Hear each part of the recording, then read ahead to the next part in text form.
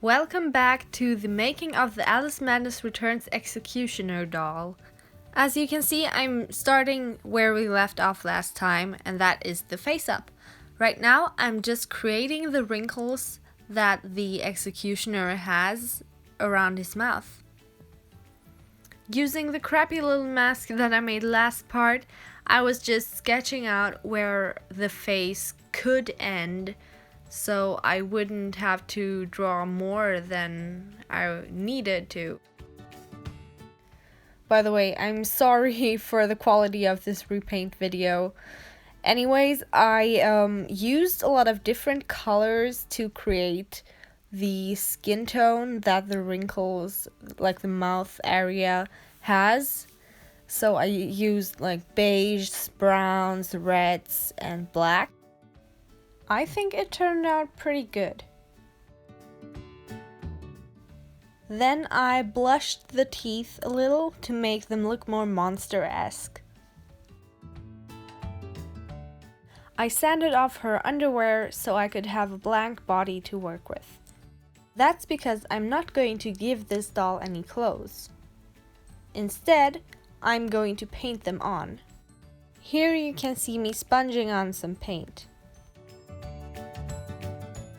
Then it was time to start to draw on the lines that were separating the cards on the torso. I didn't film that step, but before this one, I sawed off a tiny bit of her torso on either side, just to make it more accurate. Usually when I do repaints, I just draw in random places at random times, and often I don't record what I'm doing. So that was the case with the torso, and yeah, I just have to show you some pictures. Yeah, that is the front, and that is the back. And because I'm planning to give her a tentacle arm, and that won't work if I don't have the scythe first, I am making the scythe now. The reason for me using the thermoplastic on this also, even though I already had a stick that was the perfect size, is because it is impossible to paint on the other material, and as you can see, it's pretty easy to paint on the thermoplastic. So I'm just going to give that 2 coats of acrylic paint, and now we go on to the teeth.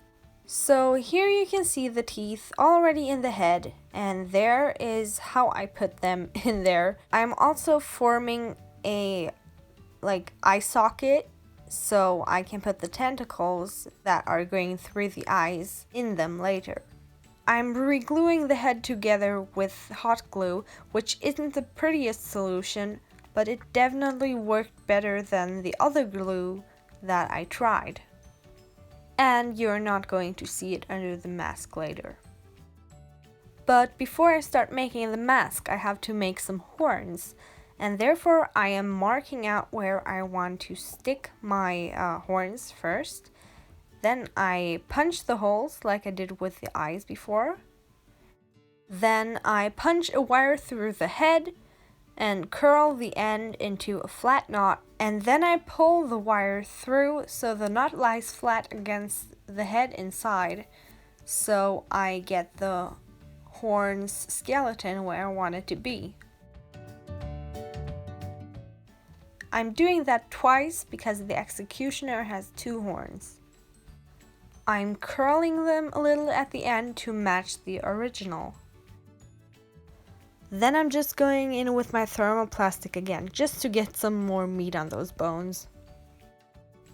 Sometimes thermoplastic is really fun to work with, but sometimes it's just stressful because, it's getting hard and cold pretty quickly. So you gotta be really fast when working with it. But I managed to get it into an okay shape. But now we are going to put on the real deal, and that is the mask and the outer layer of the horns.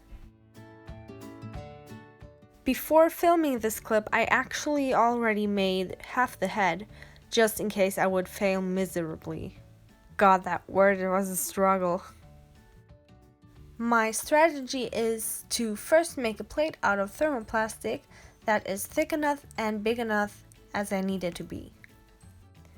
Then I just roughly sketch on how big I need the piece to be for my half face and horn.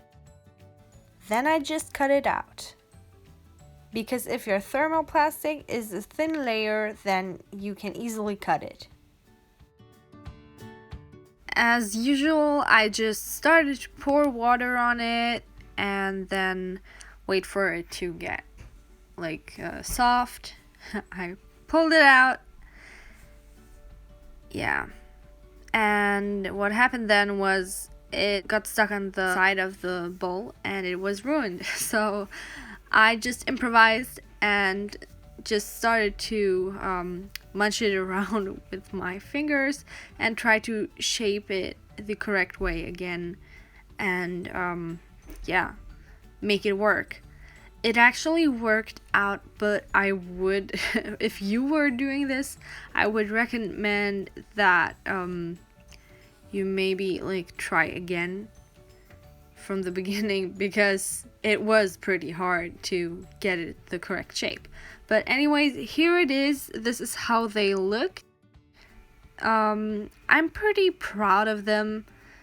They don't look too bad, at least. Okay, so now it's time to paint it, and as you can see, the mask is lighter red, so I'm going to pick the lighter red. Oh my god, that's so shocking.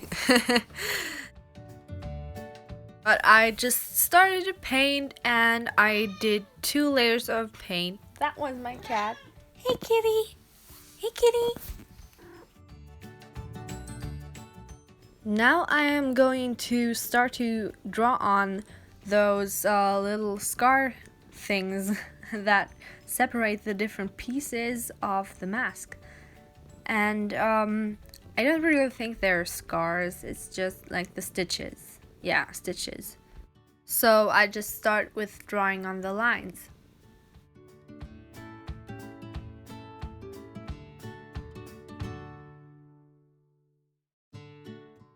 Oh, hello hair. What are you doing there? Yeah, that wasn't intentional. And then I started to blush the different parts, just so you can see the difference. And I start to draw on the thick lines on the horns. Of course, I just painted them on with acrylic paint.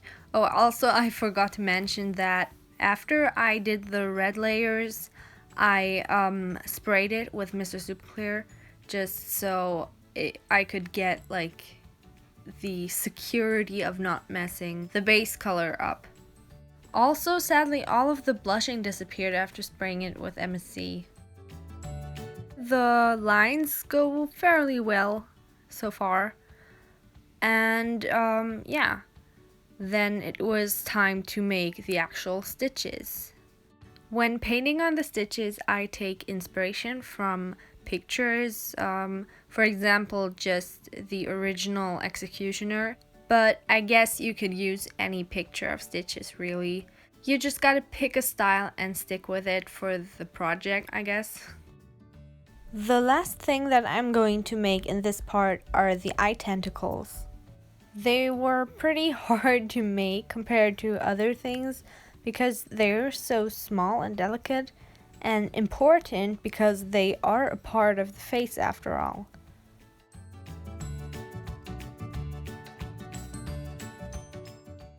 Finally, at last, I'm happy with how they look, and the rest of the custom I will finish in the next video. See you then!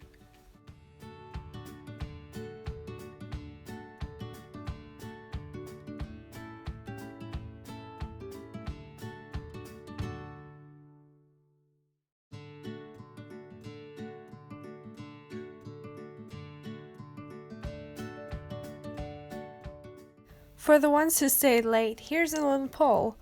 Where do you know me from? Was it TikTok, Instagram, or did you just randomly find me? I'd find it pretty interesting to know where my viewers come from. Bye!